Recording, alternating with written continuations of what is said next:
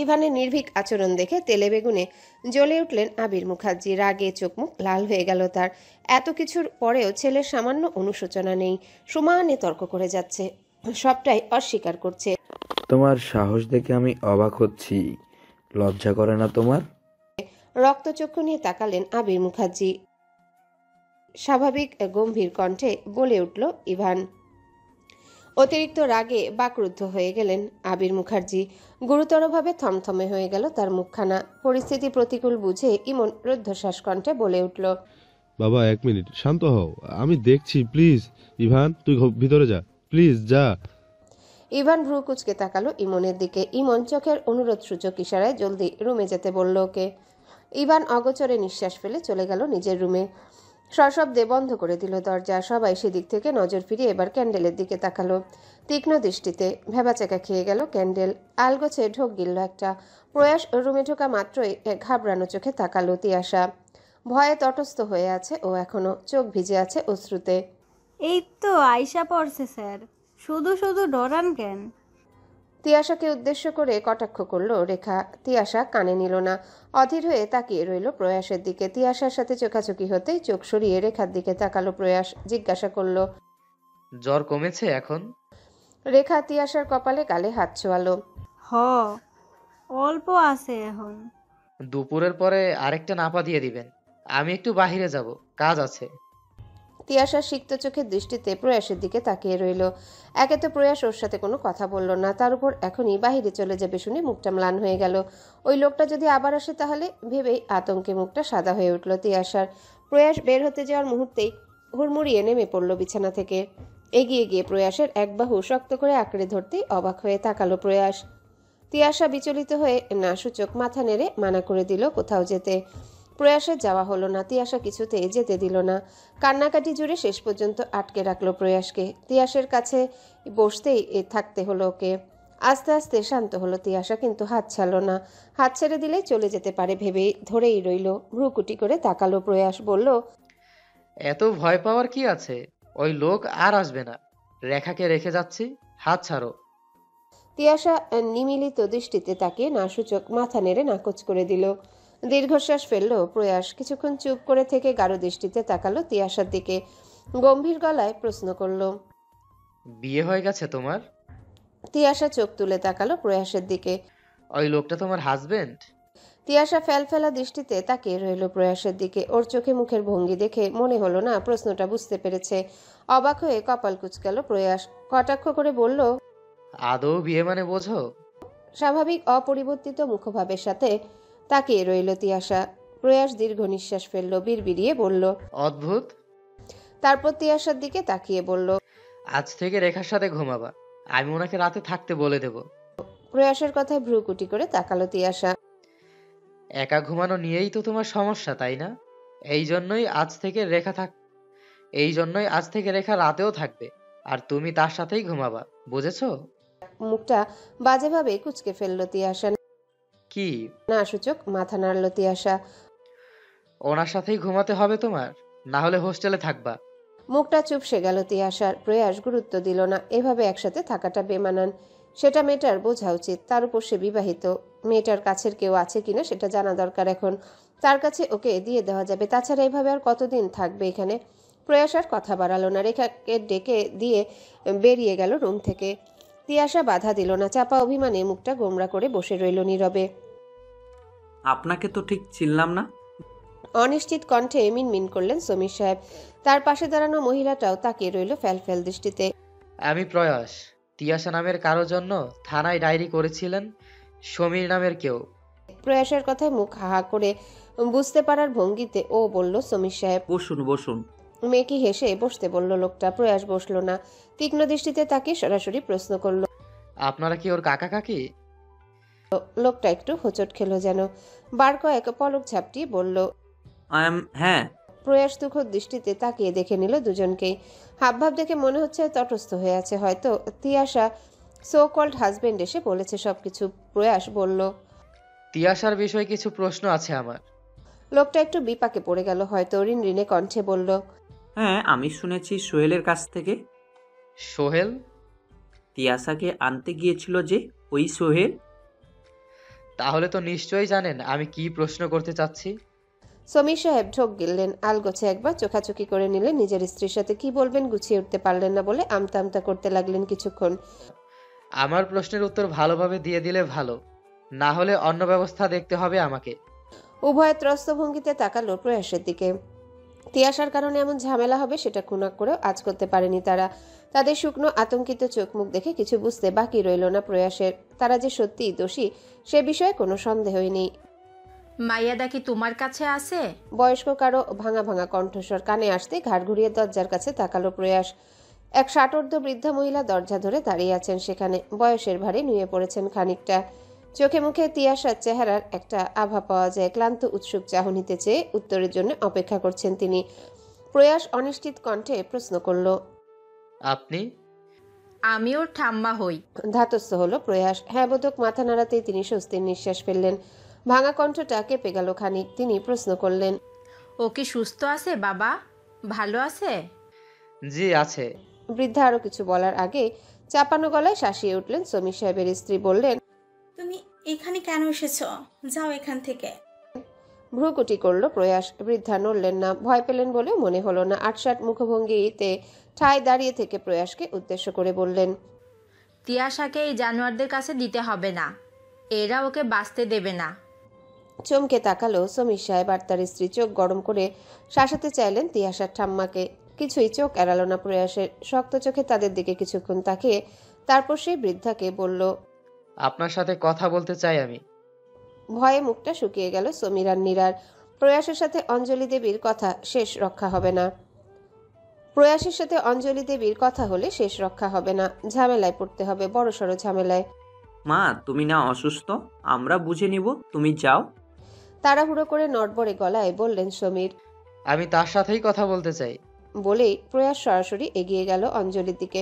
শত চেষ্টা করেও কোনো উপায় করতে পারলেন না সমীর আর নীরা। হাল ছেড়ে বেরিয়ে যেতে হলো বসার ঘরটা থেকে। যাওয়ার আগে প্রয়াসকে লুকিয়ে আর চোখে শাসিয়েও গেলেন অঞ্জলিকে। বুঝাতে চাইলেন মুখ বন্ধ রাখার জন্য, কিন্তু অঞ্জলি ধার ধারলেন না। ওরা বের হতেই ঘট করে দরজা লাগিয়ে দিলেন। আস্তে ধীরে এগিয়ে গিয়ে বসলেন সোফাতে। প্রয়াস বসলো তার মুখোমুখি। অঞ্জলি বেশ কিছুক্ষণ সময় ধরে কৃতজ্ঞ চিত্তে তাকিয়ে রইলেন প্রয়াসের মুখ পানে। প্রয়াস একটু অপ্রতিভ হয়ে উঠল ওভাবে তাকিয়ে থাকতে দেখে। অঞ্জলি অর্থহীনভাবে মলিন হাসলেন। দীর্ঘ নিঃশ্বাস ফেলে বলা শুরু করলেন, তিয়াসার জন্মের কয়েক বছর পরে ওর মা মারা যায়। ছোট থেকে বাবার কাছে মানুষ হয়েছে ও। ওর বাবা মানে আমার বড় ছেলে। অধীর বেঁচে থাকাকালীন কিছুর অভাব পড়েনি আমার তিয়াসার। মেয়ের সব খেয়াল রেখেছিল ও।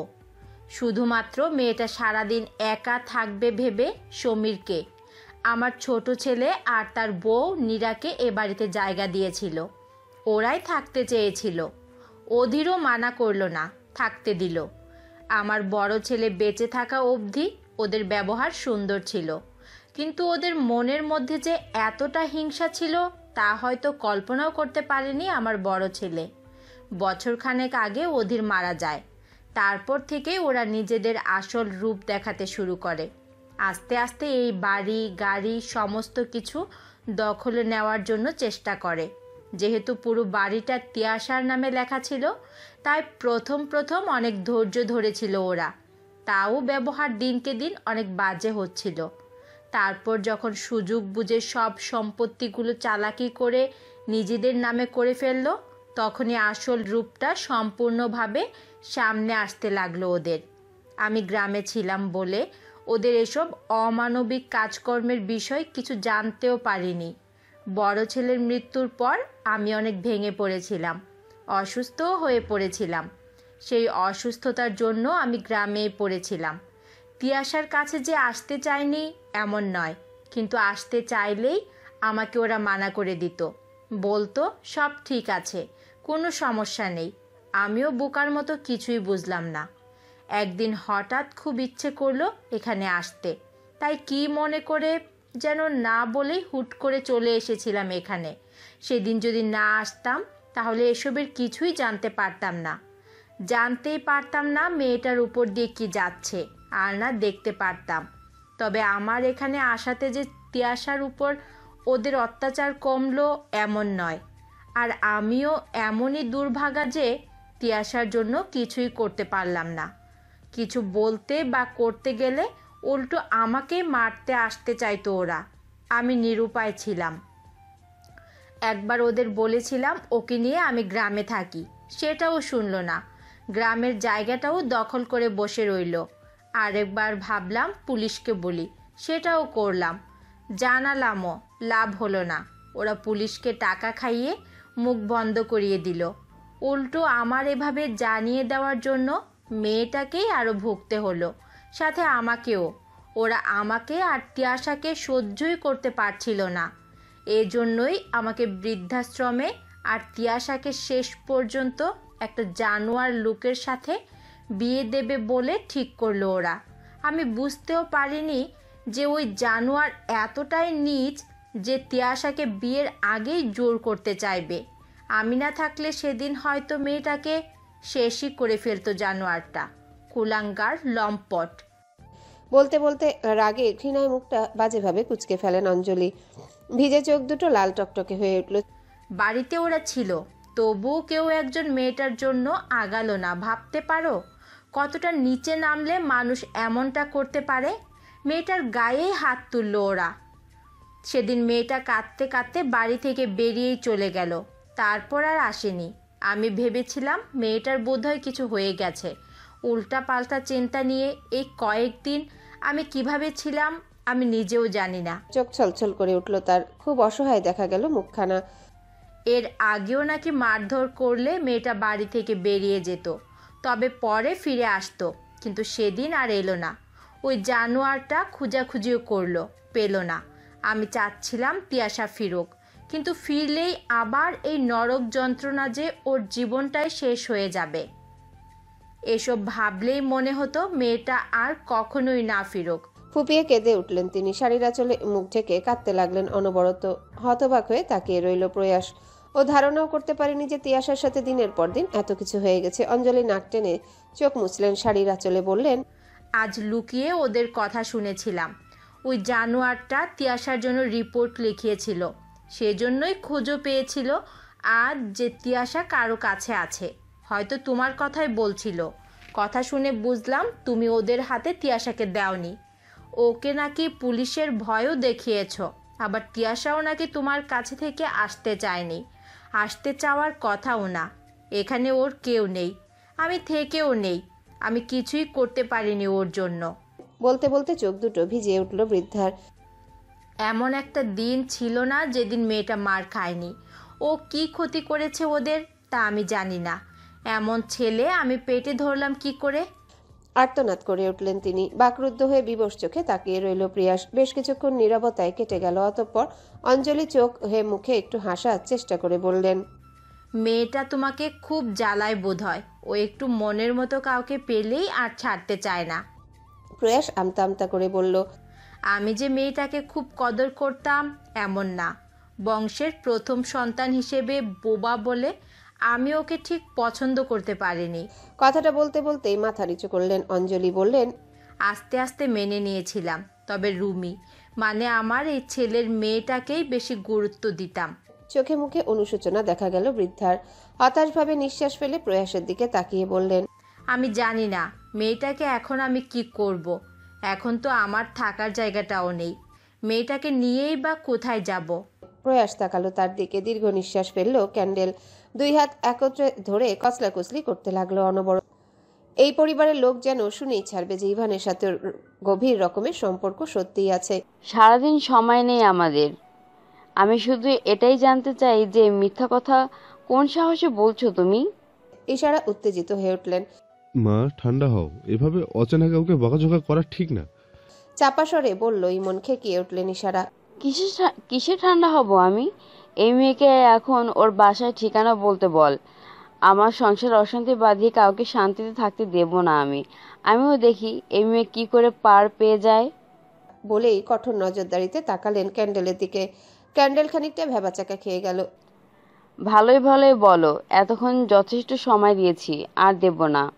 জয়িতা তটস্থ হয়ে তাকালো ইমনের দিকে। ইমন মুখ দিয়ে বিরক্তিসূচক শব্দ বের করলো। এতক্ষণে মুখ খুললো ক্যান্ডেল, মিনমিন করলো। আমাদের মধ্যে সত্যি কিছু নেই। হতভম্ব হয়ে গেলেন ইশারা। আবির মুখার্জি ভ্রুকুটি করে তাকালো ক্যান্ডেলের দিকে। আপনারা সত্যি ভুল বুঝছেন আমাদের।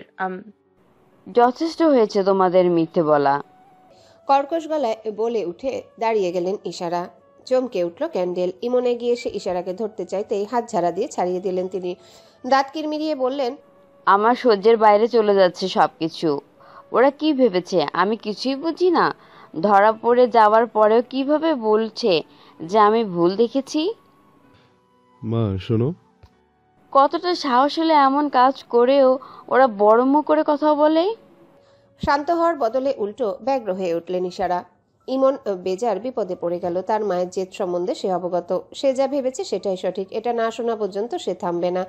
সে একবার যা ধারণা করবে সেটা যে ভুলও হতে পারে তা সে কখনোই মানবে না।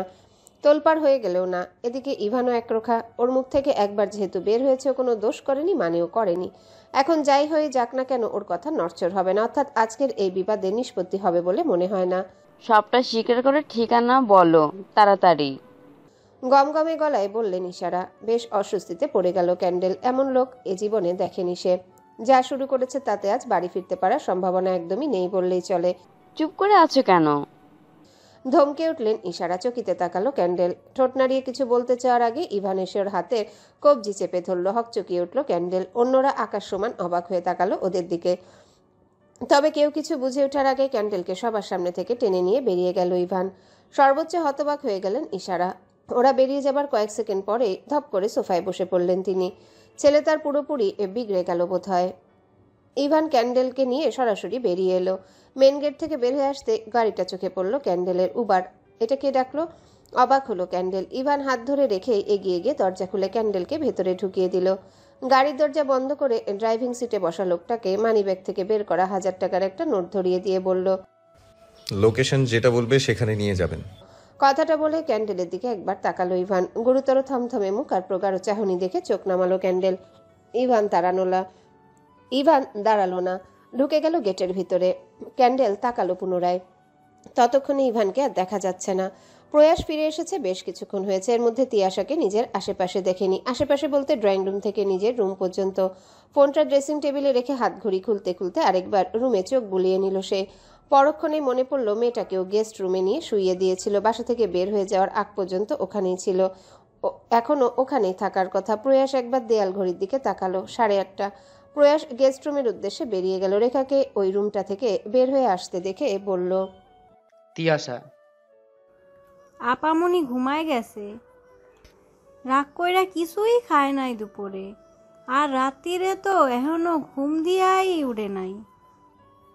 প্রশ্ন করার আগে রেখা বলে উঠল। প্রয়াস রুমে ঢুকলো। তিয়াশা সত্যিই ঘুমাচ্ছে। গুটিসুটি মেরে উল্টো দিকে ফিরে বেরিয়ে যেতে চেয়েও থেমে দাঁড়ালো প্রয়াস। ফিরে তাকালো তিয়াশার দিকে। শাড়ি পরার দরুন ঈষৎ ফর্সা পিঠটার জায়গায় জায়গায় কালো দাগ স্পষ্ট দেখা যাচ্ছে ওর। বেশ কিছুক্ষণ তাকিয়ে রইল প্রয়াস। তারপর এগিয়ে গিয়ে চাদর টেনে দিল গায়ে।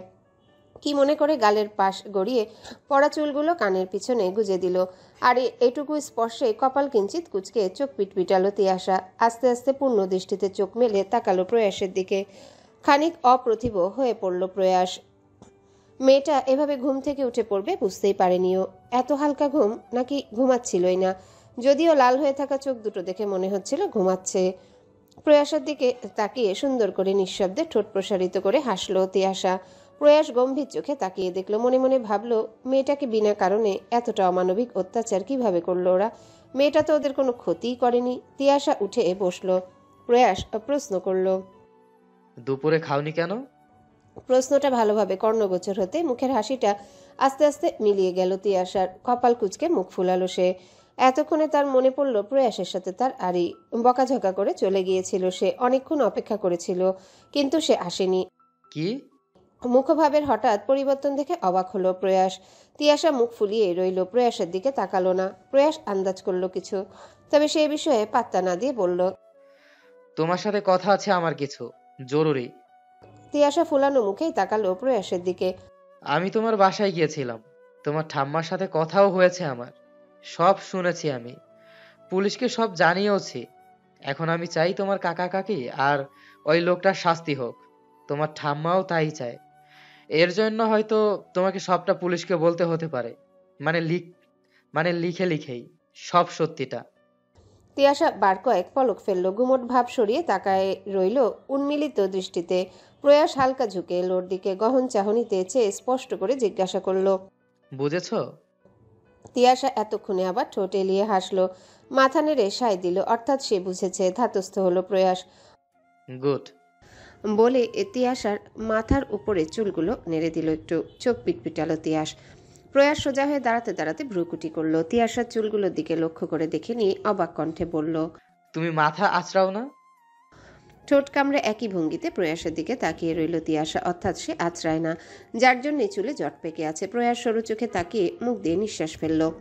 রুম থেকে বের হয়ে রেখাকে ডাকলো, কিন্তু রেখার সারা শব্দ পাওয়া গেল না। প্রথমে একটু খোঁজাখুঁজির পর বুঝতে পারলো রেখা চলে গেছে, কারণ রাতে থাকার বিষয়ে প্রয়াস তো তাকে কিছুই জানায়নি।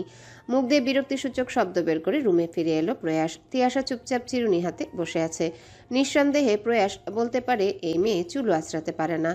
একটু ভুল হলো, আসলে মেয়েটা কিছুই পারে না। প্রয়াস এগিয়ে গিয়ে ওর হাত থেকে চিরুনি নিল, হাত ধরে পাশে থাকা টুলের উপর বসিয়ে দিয়ে মাথার চিরুনি করে দিতে দিতে হালকা বিরক্ত কণ্ঠে বলল, হ্যালো বন্ধুরা, পরবর্তী পার্ট খুব তাড়াতাড়ি আসবে, তো সবাই অপেক্ষায় থাকো।